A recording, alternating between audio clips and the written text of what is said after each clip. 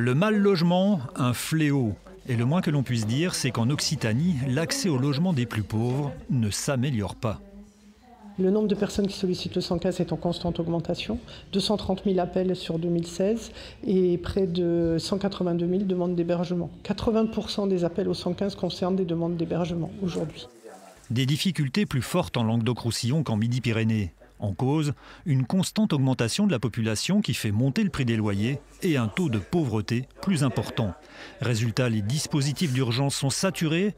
Un des centres d'accueil de jour de Montpellier reçoit à lui seul plus de 300 personnes par jour. Depuis quelques années, nous observons une très forte augmentation de cette population, non seulement des personnes seules, mais aussi aujourd'hui des enfants qui ont passé la nuit en hébergement, qui ont besoin, pendant quelques heures, d'être au chaud, de pouvoir s'arrêter.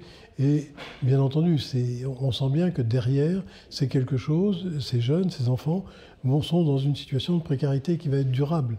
Et ça va être très difficile de les en sortir parce qu'ils n'ont pas les conditions qu'offrirait un logement pour pouvoir véritablement s'accomplir.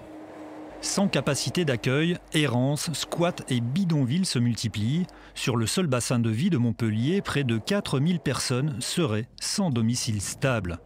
Le Tarn-et-Garonne, Toulouse, Nîmes ainsi que Montpellier proposent de s'inscrire dans le plan Logement d'abord que lance le gouvernement. Leurs propositions d'action sont très attendues par l'ensemble des associations du secteur.